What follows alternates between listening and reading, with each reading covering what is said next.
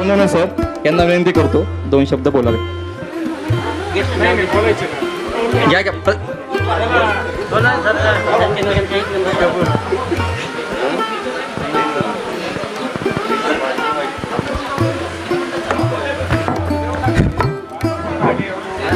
त्याला घेऊ का हातात करणार एक वापरू.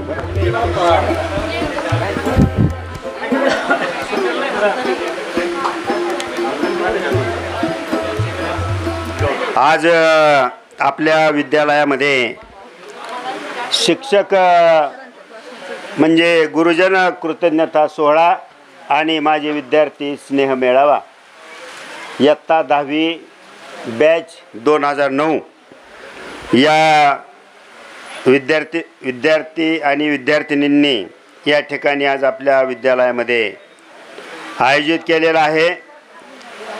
आणि हा कार्यक्रम आयोजित करत असताना कोणताही कार्यक्रम हा करायचा म्हणल्यानंतर त्याला वेळ लागत असतो, काही नियोजन करावे लागतात आणि कार्यक्रमाच्या पाठीमागे निश्चित अशा प्रकारचा उद्देश आणि हेतू असतो.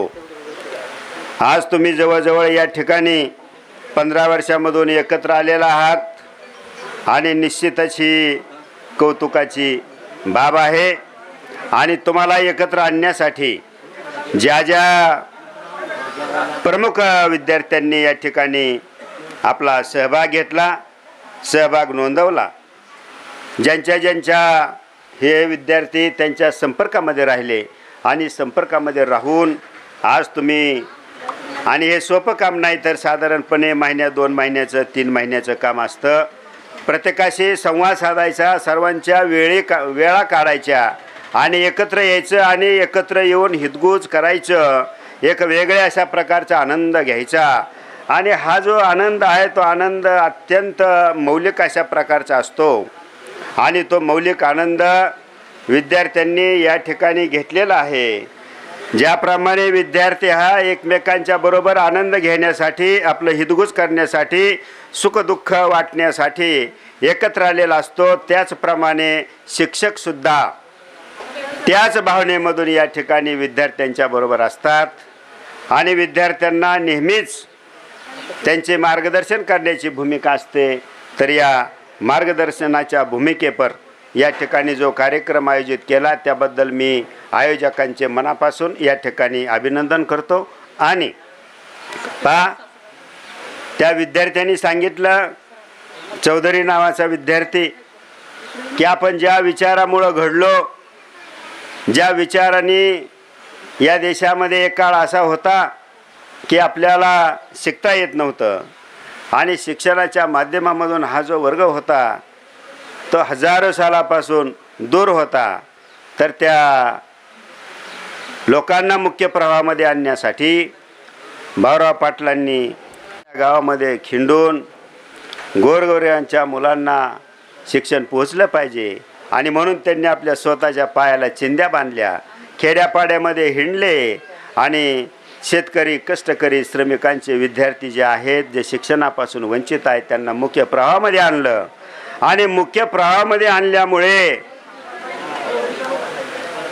किंवा भाऊराव पाटलांनी हा विचार चालवल्या विद्यार्थ्यांना ती असणारी ज्ञानाची शिदोरी, जे संस्कार आहेत. असं म्हणलं जातं नेहमी समाजामध्ये की रयत शिक्षण संस्थेला इतिहास आहे आणि मग हा जो इतिहास आहे तो आपला इतिहास विद्यार्थी मित्रांनो संस्काराचा आहे आणि संस्कार आपल्या जीवनामध्ये महत्त्वाचे आहेत आणि संस्कारासाठी शिक्षण लागतं आणि तेच शिक्षण आपल्याला नेमकं भाऊराव पाटलांच्यामुळं या ठिकाणी मिळालं.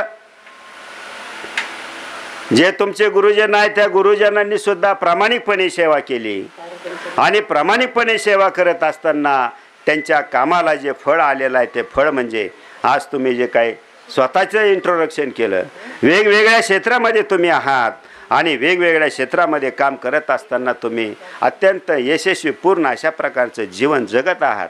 असं म्हणतात की जो माणूस घडत असतो त्याच्या पाठीशी आईवडिलांची प्रेरणा असते. आईवडील आपले प्रथम गुरु असतात आणि नंतर शिक्षक गुरु असतात, म्हणजे घराचे असणारे जे संस्कार आहेत आणि तिसरं संस्काराचं केंद्र म्हणजे आपली शाळा असते. म्हणजे विद्यार्थी हा समाज घर आणि शाळेमध्ये घडत असतो.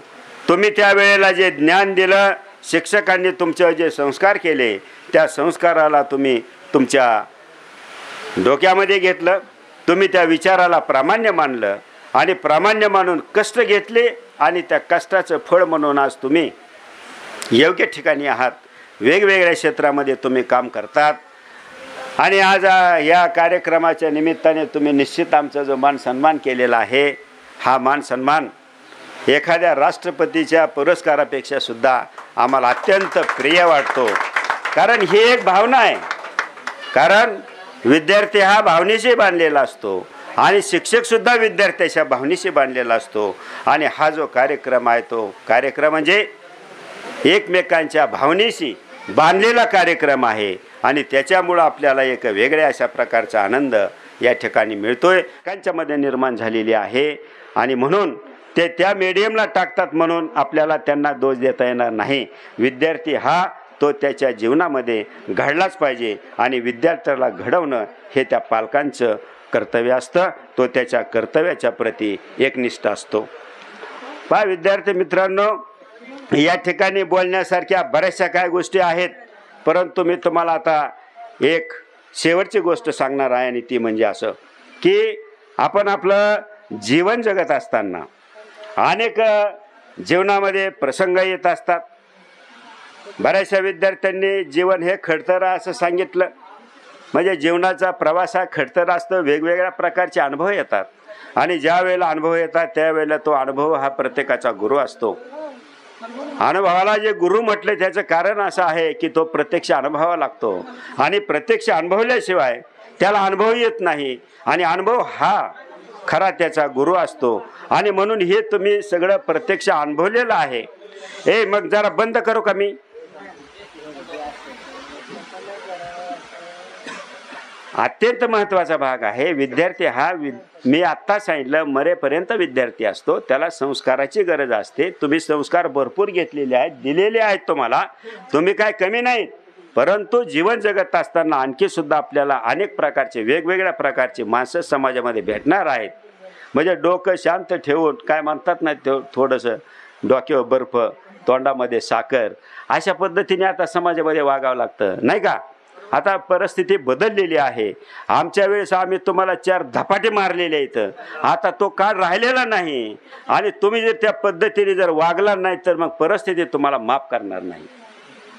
काळाप्रमाणे तुम्हाला बदलता आलं पाहिजे. आता हाय बदलाचं युग आहे.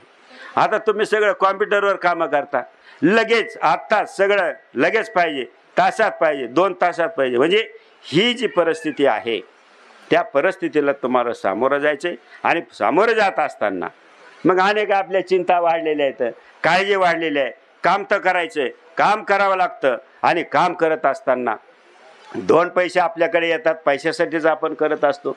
तुम्ही आता ह्या विद्यालयामधून गुणवान झालात, प्रज्ञावान झालात, धनवान झालात. आता तुम्हाला ह्याच्याबरोबर तुमचं आरोग्यसुद्धा सांभाळायचं आहे. आरोग्य बी तेवढंच महत्त्वाचं आहे. आता तुम्ही साधारण मला वाटतं हे 30-32च्या वयाची मुलं असू शकतात, नाही का पांढरे साहेब? आणि 30-35चं वय झालं, 40चं वय झालं म्हणजे साधारणपणे 4-8 वर्षांनी तुम्ही एका वेगळ्या मोडमध्ये तुमचं जीवन जगणार आहात.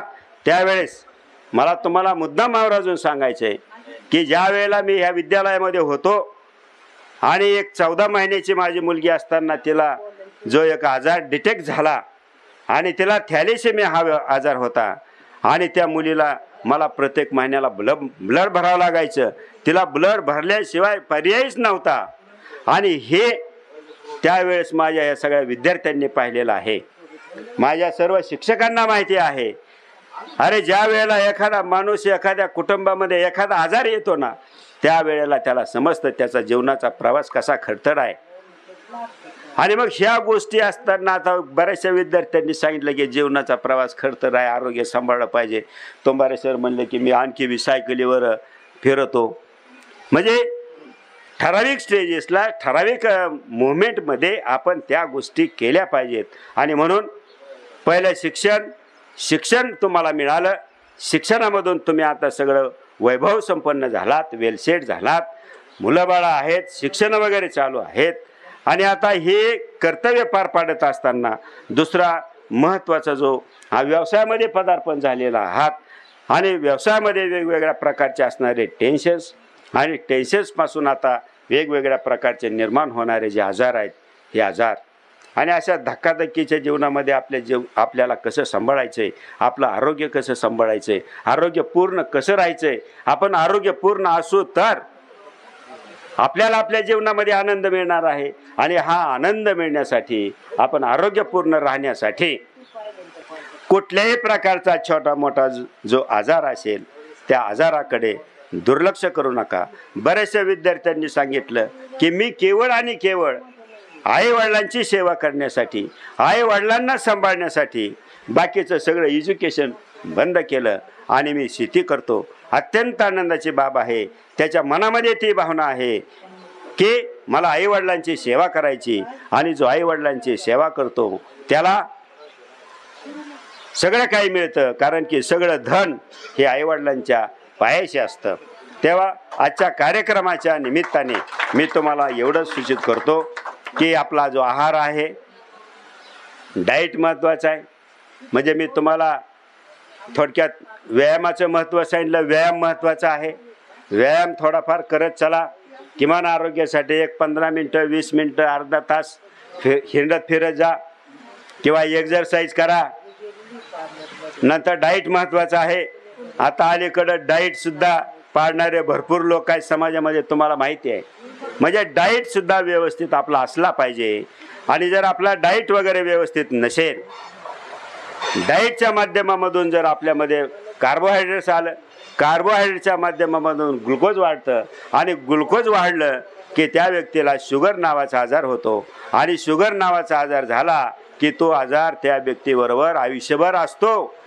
जगामध्ये आणखी अशा प्रकारचे टेक्नॉलॉजी आलेली नाही की जसं विज्ञान एक रक्ताचे बोन तयार करू शकलेलं नाही तसं आणखी रक्तामध्ये साखर मिसळल्यानंतर त्याची साखर गायब डॉक्टरांना करता आलेली नाही. हे समाजापुढचं आव्हान आहे. परंतु आता नवीन टेक्नॉलॉजीमध्ये लक्ष आहे का सर्वांचं, तर आता नवीन टेक्नॉलॉजीमध्ये एक अशा प्रकारचं लोशन आलेलं आहे.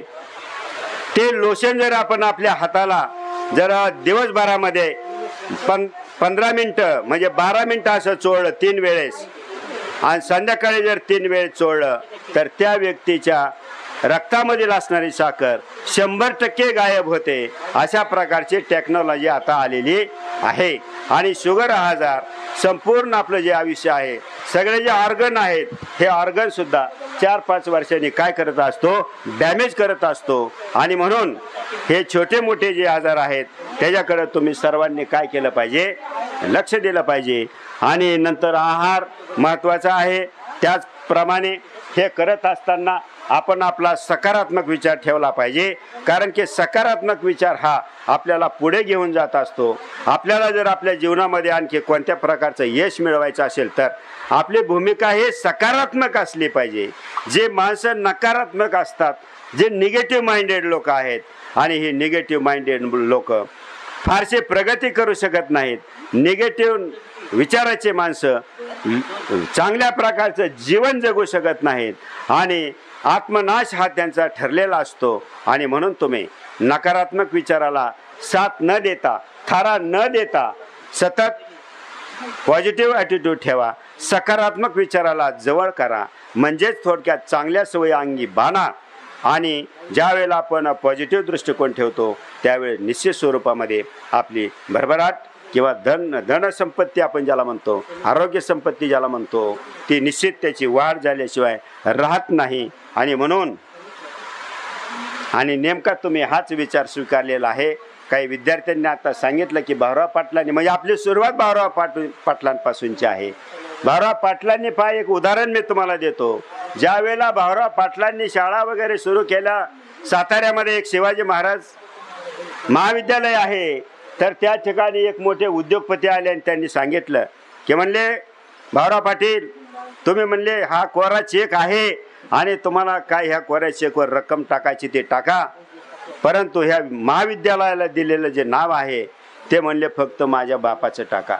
म्हणजे शिवाजी महाराजांचं नाव काढून, परंतु भाऊराव पाटलांनी त्यांना असं उत्तर दिलं की एक वेळेस म्हणले मी माझ्या बापाचं नाव बदलेन, परंतु छत्रपती शिवरायांचं दिलेलं जे नाव आहे कॉलेजला ते कदापि बदलणार नाही. म्हणजे भाऊराव पाटलांनी, म्हणून मला जनतेमधून 1 रुपया पाहिजे, 1 रुपया मला लाख मोलाचा आहे, ही भूमिका भाऊराव पाटलांनी ठेवली. मला कुणाचे लाखो रुपये नको आहेत. आणि तो विचार म्हणजे जो शिवाजी महाराजांचा विचार आहे, स्वातंत्र्य, समता, बंधुत्व आणि न्यायाचा, ह्या विचाराला भाऊराव पाटलांनी प्रामाण्य मानलं आणि त्यांची वाटचाल केली. भाऊराव पाटलांनी तो विचार या रयतेच्या माध्यमामधून या देशामध्ये, या महाराष्ट्रामध्ये पेरण्याचा, रुजवण्याचा हयात प्रयत्न केला आणि त्या विचारालाच हा इतिहास आहे. आणि त्या विचाराला प्रामाण्य मानणारे आपण माणसं आहोत, त्यांची संतान आहोत. तर त्यांच्या विचाराला आपण समाजामध्ये पुढं घेऊन जाण्याचा सकारात्मक दृष्टिकोन आपल्यामध्ये ठेवला पाहिजे. आपल्यामध्ये ती ऊर्जा ठेवली पाहिजे.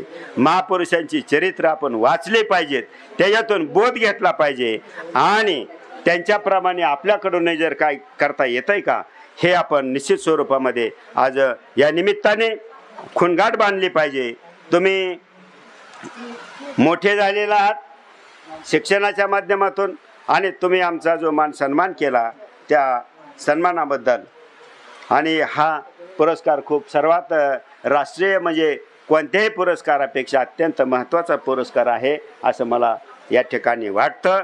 तुम्ही आलात आणि सर्वांनी मिळून या ठिकाणी जो आनंद सर्वांच्यासाठी दिलेला आहे तो सर्वांनी हा आनंद असाच घ्यायचा आहे.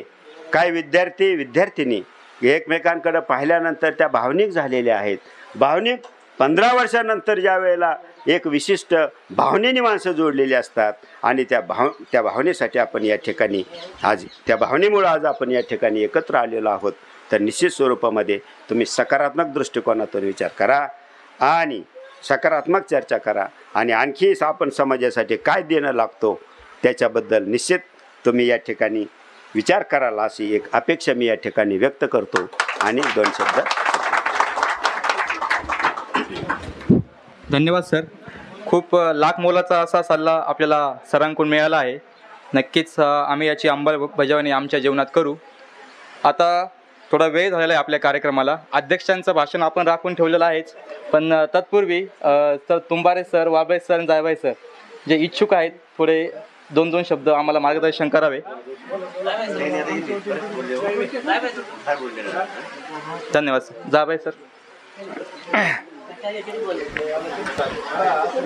आज या ठिकाणी न्यू इंग्लिश स्कूल पुंतांबा या विद्यालयामध्ये सन 2009-10च्या बॅचनं जे आज स्नेहसंमेलन आयोजित केलेलं आहे त्याचे फाउंडर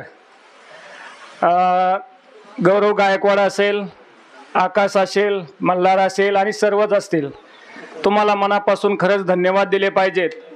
कारण की एवढ्या 15 वर्षानंतर तुमच्या डोक्यामध्ये ही संकल्पना आली आणि तुम्ही ठरवलं की आपले जे मित्र 15 वर्षापासून एकमेकांपासून दूर गेलेले आहेत, शरीराने दूर गेलेले होता, तुम्ही पण मनाने एकाच ठिकाणी होता, म्हणून तर हे सर्व काही घडून आले, लक्षात घ्या. आणि अतिशय सुंदर असा देखणा कार्यक्रम तुम्ही या ठिकाणी घडवून आणला. आणि खरंच म्हणजे तुमचे जेव्हा ऐकत होतो म्हणजे असं ऊर भरून आल्यासारखं वाटत होतं की नक्कीच आपण जीवनामध्ये येऊन शिक्षक पेशामध्ये आलो याचं खूप मोठं समाधान आम्हा सर्वांना मिळत होतं. लक्षात घ्या, कारण की एवढ्या पिढ्या आपल्या हाताखालून घडतात आणि ते एवढ्या वर्षानंतर आपली आठवण काढतात, एवढा मान सन्मान देतात. याच्यासारखं मोठंच आत्ता सोनवणे सरांनी सांगितलं की याच्यासारखं मोठं बक्षीस कोणतंही नाही. या स्नेहसंमेलनाच्या निमित्तानं एकच तुम्हाला आम्ही सांगू इच्छितो की तुम्ही कितीही मोठे व्हा, परंतु आपला गाव, आपलं कुटुंब, आपले गुरुजन, आपले आईवडील यांना कधीही खाली पाहावं लागेल असं आपल्या हातून कधीही भविष्यामध्ये कृत्य घडणार नाही, याची सर्वांनी काळजी घ्या. अतिशय गुणी विद्यार्थी आहात. आताच बोलता बोलता तोरकड सरांनी आमचा विषय झाला की आता सध्या आम्ही प्रेझेंट आहोत. आता फलके मॅडम आहे, त्याच्यामध्ये बाकीचे बरेचसे मंडळी आता रिटायर झालेले आहेत. आणि आता पाहतोय आम्ही तुम्ही 2009चे मुलं आणि तुमची जे संस्कार आहेत आणि आत्ताच्या मुलांचे संस्कार याच्यामध्ये खूप दरी निर्माण झालेली आहेत. म्हणजे तुम्ही पण समाजामध्ये पाहताच तुमच्याच कुटुंबामधील आता समजा 15-20 वर्षाच्या मुलांची आजची परिस्थिती काय आहे आणि तुमची परिस्थिती काय आहे. कारण की त्यावेळेस ते जे गुरुजनांनी, तुमच्या आई वडिलांनी, तुमच्या आजी आजोबांनी तुमच्यावर संस्कार केले आणि ते तुम्ही अंमलात आणले. सगळ्यात महत्वाची गोष्ट, गुरुजन हे शेवटपर्यंत संस्कार करत असतात, आई वडील हे शेवटपर्यंत संस्कार करत असतात, परंतु ते अंमलात आपण आणायचे किंवा नाही याची सर्वस्वी जबाबदारी ही तुमच्यावर असते. आणि सगळ्यात महत्वाचं म्हणजे हे जीवन पुढं पुढं जात असताना जीवनाच्या प्रत्येक वाटेवर तुम्हाला जे जे समजा मित्र कंपनी भेटली, जे जे मार्गदर्शक भेटले, ज्यांनी तुमच्यामध्ये काय केलेलं आहे की काहीतरी बदल घडवून आणण्यासाठी प्रयत्न केलेले आहेत, कृपया त्यांना विसरू नका. तो अनमोल ठेवा, तुम्ही जपून ठेवा, लक्षात घ्या. कारण की तुम्हाला आता वाटलं असेल 15 वर्ष तुम्ही एवढे धावताय, आम्ही सुद्धा खूप धावपळ केलेली आहे, तुम्ही सुद्धा धावपळ केलेली आहे, आणि तुम्हाला एक क्षण असं वाटलं की आता कुठंतरी आपण थोडंसं थांबलं पाहिजे. म्हणजे स्वतःसाठी, आपल्या मित्रासाठी, मैत्रिणीसाठी, आई वडिलांसाठी, आपल्या गुरुजनांसाठी काहीतरी वेळ दिला पाहिजे. ही भावना जेव्हा तुमच्या सगळ्यांच्या मनामध्ये आली आणि तेव्हाच हे स्नेह संमेलन घडून आलेले, लक्षात ठेवा. हे काही सहजासहजी घडून आलेलं नाही. आणि जीवनामध्ये यशाची उंच शिखरं तुम्ही पार पाडताल, याच्याही पेक्षा तुम्ही अजून चांगल्या पोस्टवर तुम्ही जाताल. परंतु सगळ्यात महत्वाचं म्हणजे जेव्हा जेव्हा तुम्ही एकमेकांना भेटताल तेव्हा एक मदतीचा हात, तुमच्यापैकी कोणाला समजा काही अडचण असेल, एकमेकांना मदतीची गरज असेल तर अवश्य त्यासाठी धावून जा. आणि मित्रच नव्हे तर ज्या ज्या ठिकाणी तुम्ही काम करत असाल, जो गरजू असेल त्या गरजूला नक्की तुम्ही न्याय देण्याचं काम करा, अशी मनापासून आमची सगळ्या गुरुजनांची इच्छा आहे. वेळ खूप झालेला आहे, बोलण्यासारखं खूप आहे, भावना खूप दाटून आलेल्या आहेत, परंतु बऱ्याच मान्यवरांना या ठिकाणी आपलं मनोगत व्यक्त करायचं आहे. आज या प्रसंगी तुम्ही जो इतका सुंदर असा कार्यक्रम घडून आणला, आमचा मान सन्मान दिला, त्यानंतर प्रेझेंट आम्हाला दिलं, याच्यासारखं भाग्य कधीही आम्हाला मिळणार नाही. सगळ्या आज या विद्यार्थ्यांचं मनापासून या ठिकाणी धन्यवाद व्यक्त करतो आणि त्यांना भावी आयुष्यासाठी तुम्हाला अतिशय निरोगी असा आयुष्य लाभो अशी मी साईबाबा चरणी प्रार्थना करतो आणि या ठिकाणी थांबतो. धन्यवाद.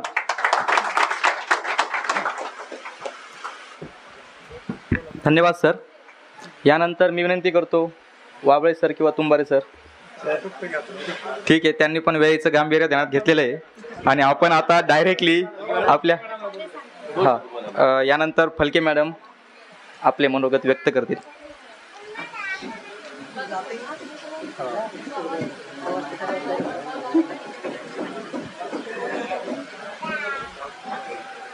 हा चालू आहे ना, आवाज येतोय माझा? सर्वप्रथम तुम्ही सगळ्यांचे धन्यवाद म्हणता येईल किंवा आभार म्हणता येईल. तुम्ही एवढं आवर्जून सर्व शिक्षकांना बोलवण्याचा प्रयत्न करा. मला वाटतं 70 ते 80% विद्यार्थी आणि शिक्षक पण आलेले आहेत. तर त्यावेळेस पाऊस पण आला. मला ते गाणं आठवलं, ते नाही का, जाता जाता पावसाने हळू वळून मागे पाहिले. तसं तुम्ही तुमचा जीवनाचा प्रवास करत असताना थोडंसं पाठीमागं वळून बघितलं की माझे मित्रमैत्रिणी कुठे असतील, आमचे शिक्षक काय करत असले, एक क्युरियोसिटी तुमच्या मनात असेल किंवा काही वेगळ्या भावना असतील म्हणून तुम्ही बोलवलं. पण त्यावेळेचे विद्यार्थी, खरंच आता जर जायबा सरांनी उल्लेख केला तो मला आवर्जून सांगा वाटतं की त्यावेळेचे तुम्ही विद्यार्थी होते, म्हणजे फार आज्ञाधारक होते. मला असं वाटलं ज्यावेळेस इथून 2015ला माझी बदली झाली तर सुपा ठिकाणी मी अजून तिथेच आहे आणि मला फार तफावत जाणवली त्या विद्यार्थ्यांमध्ये आणि तुमच्यामध्ये. त्यावेळेस मला असं वाटलं का पण तांब्याचे विद्यार्थी खूप चांगले होते आणि मी त्याला खूप मारत होते असं मला त्यावेळेस जाणवलं आणि म्हटलं कधी वेळ मिळाला तर मी त्याला सांगेन का तुम्ही खरंच खूप चांगले होते. आणि आत्ताचा जर पिढीचा जर विचार केला, मध्ये कोरोनाचा काळ गेला, त्याच्यामुळं भरपूर म्हणजे मोबाईलचा वापर किंवा इंटरनेटचा वापर खूप वाढला आहे. तर संयम राहिलेला नाही मुलांमध्ये किंवा आज्ञाधारकपणा अजिबात राहिलेलं नाही. तर तुम्ही तुमच्या मुलांना पण संस्कार द्या की म्हणजे गुरूंचा आदर करायला शिकवा, आईवडिलांचा आदर करायला शिकवा. हे फार महत्त्वाचे मूल्य आहेत. म्हणजे आपण संपत्ती किती कमवली याच्यापेक्षा आपले मुलं कसे घडवत आहे. तुम्ही पुढे जाताना पण तुमच्या आजूबाजूला एखादं जे न शिकणारे मुलं असतील किंवा शिक्षणापासून वंचित असतील त्या मुलांना पण प्रेरणा द्या, शिक्षणाचं महत्त्व समजून सांगा आणि विशेष करून तुमचे पण मुलं घडवा. कारण आत्ताचं युग असं झालं आहे, म्हणजे यूट्यूब, गुगल, फेसबुक हे जर बघितलं तर आपल्या मुलांवर असे अटॅक करतात. म्हणजे आत्ता मुलांना त्याच्यापासून दूर नेणं म्हणजे फार अवघड गोष्ट आहे, तर तुम्ही ती म्हणतो ना आपल्या संस्कारांनी किंवा तुम्ही साध्य करू शकता. आणि जरी गेट टुगेदर ठेवून तुम्ही शिक्षकांना नाही बोलवलं तर तुम्ही तुमच्यामध्ये छानपैकी एक हे मैत्रीचं नातं टिकून ठेवा, एक छान ग्रुप करा. कधी कुणाला काही गरज वाटली तर सगळे आवर्जून धावून जा. एक तो छान असा व्हॉट्सअपचा ग्रुप तुम्ही केलाच असेल.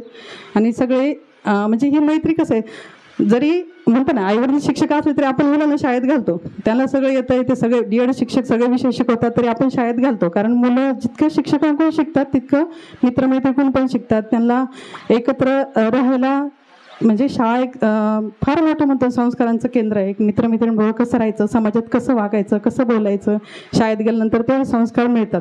तर तसं तुम्ही सगळे एकत्र कुटुंबासारखे राहा. आणि आम्हाला बोलवल्याबद्दल, सत्कार केल्याबद्दल तुमचे पुन्हा एकदा आभार. आणि थोडक्यात आवडते आणि थांबते.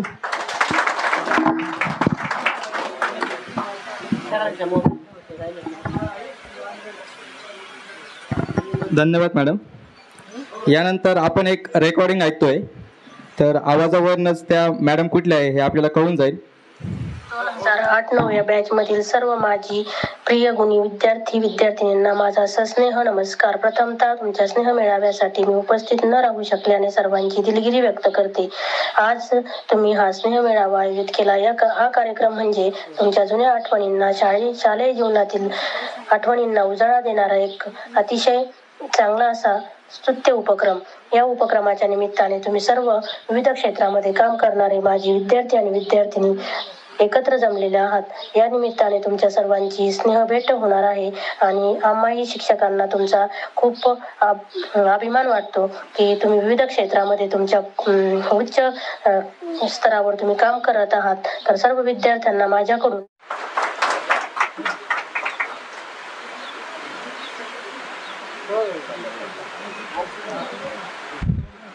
सर्वांना प्रथमतः स्नेह निमंत्रण, नमस्कार. आज आपण सर्वांनी या ठिकाणी या स्नेह मेळाव्याचं आयोजन केलं. तर या स्नेह मेळाव्याप्रसंगी मी एवढंच म्हणेल, भले बुरे जे घडून गेले विसरून जाऊ सारे आपण, जरा विसावू या वळणावर. तर जेव्हा आपण विद्यार्थी दशेत होतो त्या विद्यार्थी दशेमध्ये आपल्याकडून कळत न कळत आपले जे इंटरॅक्शन होत असतील ते घडून गेल्या. आणि झालेल्या चुका, कोण बरोबर कोण चूक किंवा काय असं नसेल ते सगळं विसरून आज आपण मैत्रीचं जे नातं आहे ते मैत्रीचं नातं घट्ट करण्यासाठी, मैत्रीचे धागे सुव्यवस्थित विणण्यासाठी आज सर्वजण एकत्र आलात. असो तर या स्नेह मेळाव्याच्या निमित्ताने उपस्थित असणारे सर्व विद्यार्थी मित्रांनो आणि माझ्या सहकाऱ्यांना, तसं पाहिलं तर अध्यक्ष म्हणला की त्यासाठी बोलायला काहीच राहत नाही, काय बोलावं हा मोठा प्रश्न पडतो.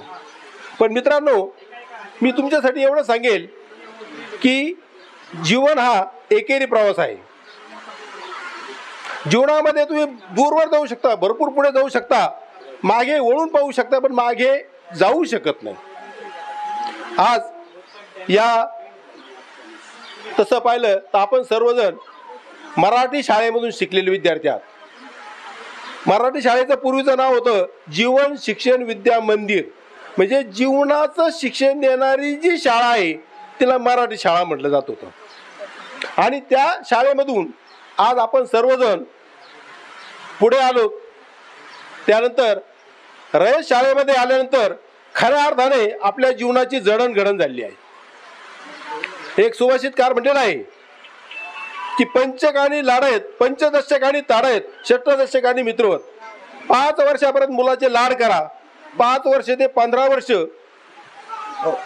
त्याचं ताडण करा. म्हणजे शाब्दिक असेल, बौद्धिक असेल, शारीरिक असेल, काय असेल ते. का तर 5 वर्षापासून 15 वर्षापर्यंत हा जो कालखंड आहे हा कालखंड खऱ्या अर्थाने संस्कारक्षम कालखंड आहे. या वयामध्ये होणारे जे संस्कार आहे ते संस्कार माणूस मरेपर्यंत विसरत नाही. आपण म्हणतो सूम जळत पण पीळ जळत नाही.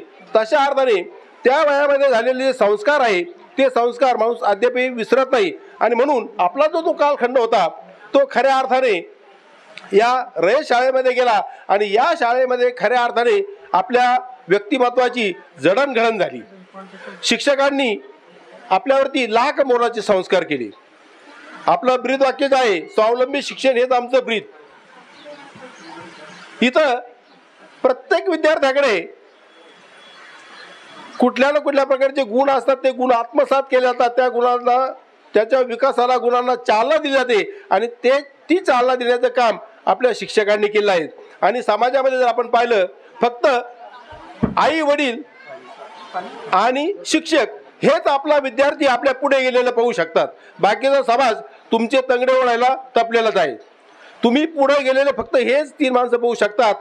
आणि त्या अर्थाने शिक्षकाने दिलेली जी ज्ञानाची शिदोरी आहे, त्या ज्ञानाच्या शिदोरीने तुमच्या पंखामध्ये उत्तुंग भरारी घेण्याचं बळ दिलं आहे. आणि त्या सामर्थ्यावरती आज आपण यशाची वेगवेगळी शिखरे पादाक्रांत केली आहेत.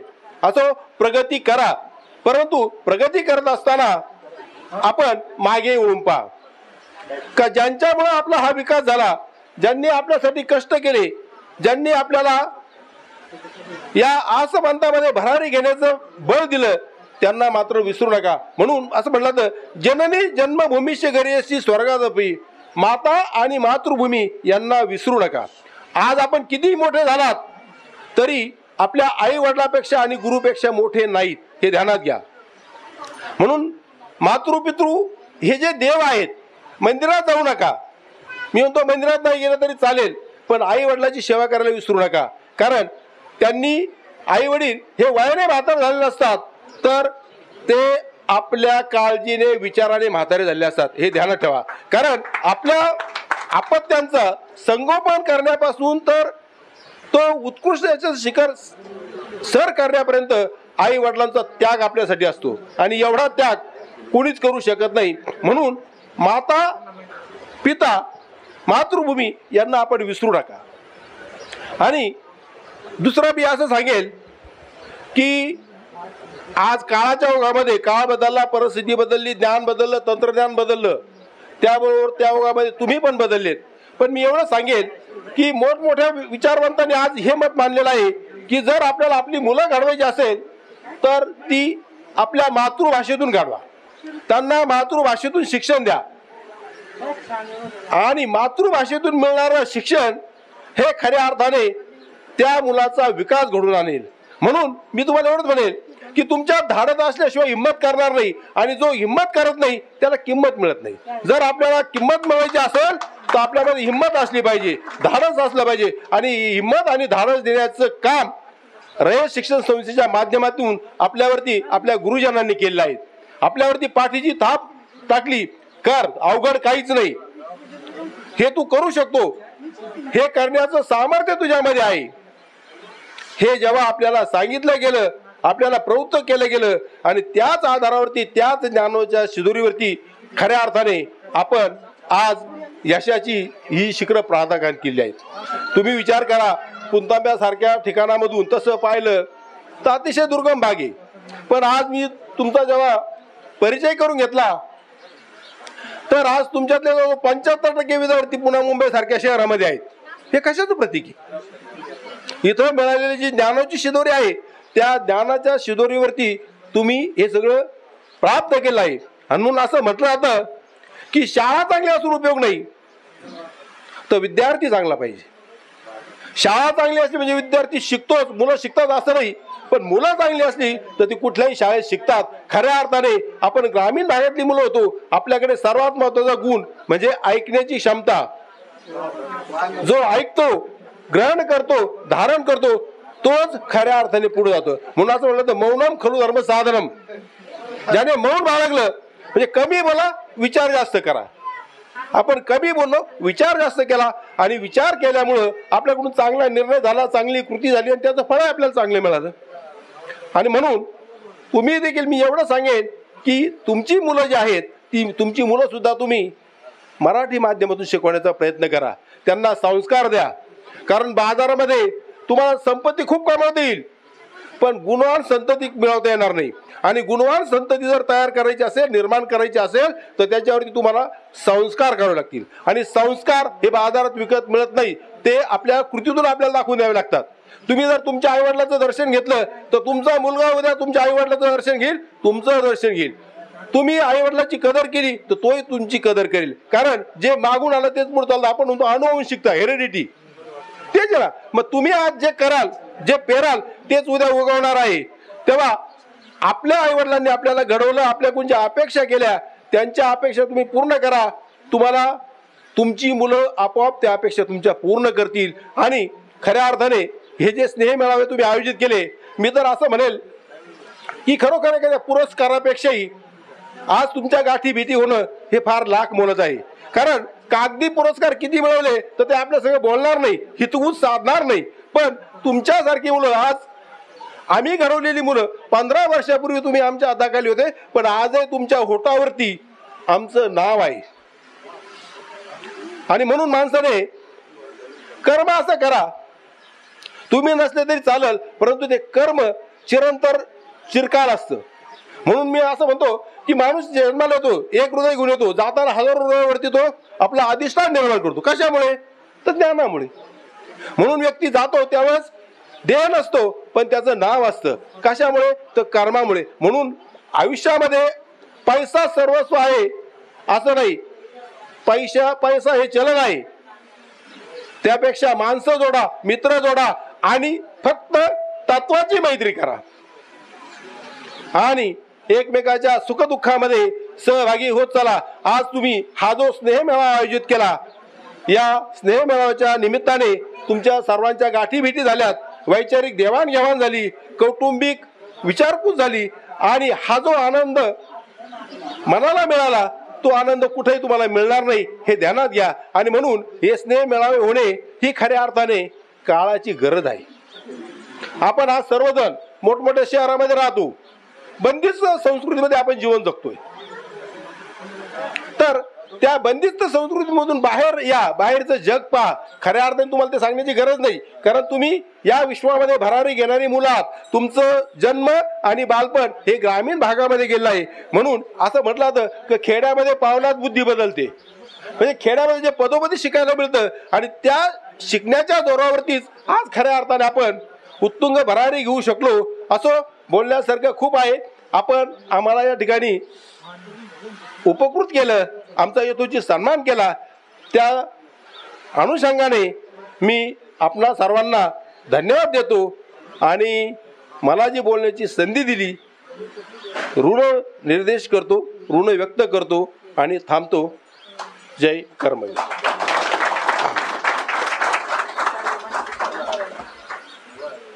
धन्यवाद सर.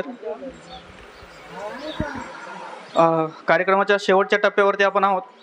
आभार प्रदर्शनाचा कार्यक्रम माझ्याकडे सोपवल्याबद्दल सर्वप्रथम मी सर्वांचे आभार व्यक्त करतो. त्यानंतर जसं आपल्याला सर्व शिक्षक लोकांनी मार्गदर्शन केलं आहे, सगळ्यांच्या बोलण्यामधून सांगण्यामधून आणि आपण सर्वांनी जे मत व्यक्त केलं आहे त्या सगळ्यांच्या विचारांमधून आपल्याला एकच गोष्ट शिकायला मिळाली. आपण आज या ठिकाणी 15 वर्षानंतर एकत्र येऊन, मेहनत घेऊन एकत्र येऊन कार्यक्रम सिद्धी करण्यास प्रयत्न केलेला आहे. तर ह्या सगळ्या गोष्टींना ध्यानात ठेवून आभार प्रदर्शनाला मी सुरुवात करतोय. ज्या पद्धतीने सरांनी सांगितलं होतं की आपण शिक्षण घेतोय आणि एक सुविचार आपण नेहमी शाळेत असताना ऐकलेला आहे की शिक्षण हे वाघिणीचे दूध आहे आणि त्याची जो चव चाखेल तो डरकाळी फोडल्याशिवाय राहणार नाही. सरांना मी या ठिकाणी एक काय म्हणतो आश्वस्त करू शकतो की या नक्कीनं प्रकारे सगळ्या विद्यार्थ्यांनी कुठे ना कुठे डरकाळी तर फोडलेलीच आहे. 100% ते सक्सेसच्या मार्गाने पुढे जातील आणि तुमचे जे मार्गदर्शन आहे, जे आदर्श तुम्ही घालून दिलेले आहेत, जे तत्त्व तुम्ही आम्हाला शिकवलेले आहेत ते कुठे ना कुठे वापर करून, त्याचा सदुपयोग करून आम्ही ते आचरणात आणू. सर्वप्रथम कार्यक्रमाचे अध्यक्ष पांढरे सर यांचे मी आभार व्यक्त करतो. त्याच्यानंतर जे आलेले सगळे शिक्षक वृंद आहेत आपले, ज्याच्यामध्ये Tumbare sir, Sonawane sir, Jaibai sir, Gaikwad sir, Torkad sir, Wable sir, Jalte madam, Gaikwad madam, Phalke madam, ह्या सर्वांचे मी आभार व्यक्त करतो. आभार व्यक्त करत असताना ज्या शाळेच्या आवारात आपण आहोत, जिथे आपलं आयुष्य घडलेलं आहे, त्या NASP स्कूलचे सध्याचे प्रिन्सिपल आणि शिक्षकवृंद ज्यांनी आपल्याला हा कार्यक्रम करण्यासाठी परवानगी दिली त्यांचे पण मी आभार व्यक्त करतो. त्यांचा जो सपोर्ट स्टाफ आहे आत्ताचा कार्यरत सपोर्ट स्टाफ त्यांनी आपल्याला मदत केली त्यांचे पण मी आभार व्यक्त करतो. त्याच्यानंतर जे शिक्षक आपल्याला शिकवायला होते त्यांचे तर मी आभार व्यक्त केले. त्याचबरोबर सपोर्ट स्टाफ जो आपल्याला होता त्याच्यामध्ये गायकवाड मामा असतील, बनकर मामा असतील, वेगळे वेगळे सपोर्ट स्टाफ आपल्याला होते त्यांचे सगळ्यांचे आभार व्यक्त करतो. आणि सर तुम्हाला एकच सांगू इच्छितो की आमच्याकडनं ज्या चुका झाल्या किंवा ज्या प्रकारे आम्ही घडलो त्याच्यामध्ये काही चुका आणि काही आनंदाच्या गोष्टी घडल्या असतील तर त्या सर्व आम्ही आजच्या दिवसामध्ये एकत्र येऊन विसरण्याचा प्रयत्न केलेला आहे. नक्कीच सर्वजण एकमेकाला भेटून त्या गोष्टींचं समारोप या ठिकाणी करतील अशी अपेक्षा व्यक्त करतो आणि आभाराचा कार्यक्रम संपला असं जाहीर करतो. याचबरोबर आपला NASP स्कूलचा 2009च्या बॅचचा स्नेहसंमेलन मेळावा संपला असं घोषित करतो. जेवणाचा आनंद सगळ्यांनी घ्यायचा आहे आणि त्याच्या आधी आपल्याला एक फोटो घ्यायचा आहे सर लोकांबरोबर सगळ्यांबरोबर. तर गौरव काहीतरी बोलणार आहे त्या विषयावरती तर ते आपण ऐकून घेऊ एकदा सगळे. थँक्यू. धन्यवाद आवी. एक छोटासा ॲक्च्युली आपण ज्यावेळेस सरांकडे आलो होतो या कार्यक्रमासाठी तर आम्ही विचारलं होतं की शाळेला काय गोष्टीची गरज आहे, आम्ही काय देऊ शकतो. तर सरांनी एक सांगितलं होतं की आमच्याकडे सगळ्या गोष्टी अवेलेबल आहेतच पण तरी पण तुमची काही इच्छा असेल तर आम्हाला 2 माईक वगैरे वायरलेस माईक येते द्या. तर आम्ही आमच्या ग्रुपमध्ये हे ठरवलं की आपण शाळेला ही छोटीशी भेटवस्तू देऊ. आम्ही काय देणार यांच्याकडे सर्वच आहे पण त्यातले त्यात एक फुलाची पाकळी म्हणून आम्ही एक वायरलेस माईक आपल्या ज्या माईकवर मी बोलतोय आत्ता ते माईक आम्ही टेस्टिंग करण्यासाठी पण काढले की हेच माईक आपण शाळेला देऊ. तर हे 2 वायरलेस माईक आणि एक स्टँड माईक आपण घेतलेलं आहे. तर आपल्या सर्व पाहुण्यांच्या हस्ते आपण शाळेला ते हँडओव्हर करू आणि त्यानंतर ग्रुप फोटो घेऊ आणि सर्वांनी जेवणाचा आस्वाद घ्यायचा आहे. धन्यवाद.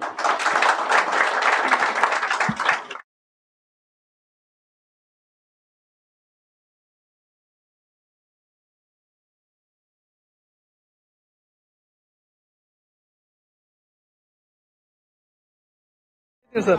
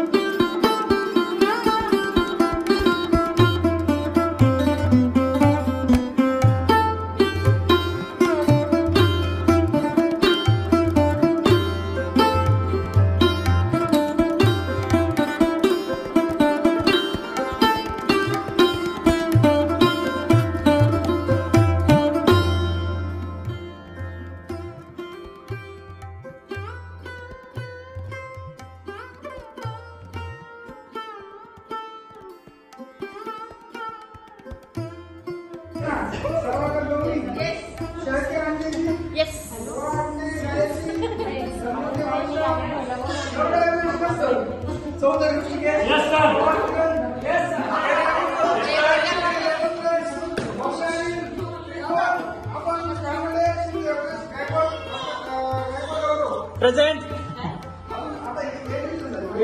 ऑगस्ट 2024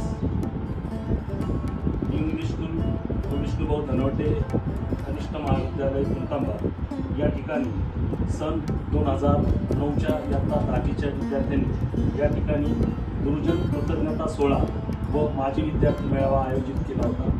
त्यावेळेस विद्यालयाचे प्राचार्य आदरणीय कडनोर सर यांनी त्यांना आवाहन केलं की आमच्या शाळेसाठी तुम्ही काय देऊ शकता। तर त्यांनी विचारलं तुम्ही जे मागाल ते आम्ही तुम्हाला देऊ शकतो। सरांनी आमचा आवाज विद्यार्थ्यांपर्यंत आणि विद्यार्थ्यांपर्यंत जावा, आमचे विचार विद्यार्थ्यांपर्यंत जावा म्हणून त्यांना आधुनिक असा माईक सेट मागितला, तो त्यांनी दिला। त्याचा प्रदानाचा कार्यक्रम या ठिकाणी होत आहे। त्यानिमित्त 2010च्या बॅचच्या आलेले प्रशांत आप्पासाहेब धनवटे, विद्यालयातच ज्युनियर कॉलेज विभागाला काम करणाऱ्या आमच्या ज्येष्ठ भगिनी स्वाती आत्माने, ऋषिकेश चौधरी, गौरव गायकवाड, विशाल शेळके आणि त्यांचे इतरही सहकारी जे कामानिमित्त या ठिकाणी येऊ शकले नाही, त्या सर्वांचं मी विद्यालयाच्या वतीनं स्थानिक स्कूल कमिटीच्या वतीनं धन्यवाद व्यक्त करतो। असंच प्रेम आणि स्नेह विद्यालयावर ठेवा आणि त्याच्यातूनच शाळेचा विकास होईल अशा प्रकारचा विचार व्यक्त करून मी थांबतो। जय हिंद, जय भारत।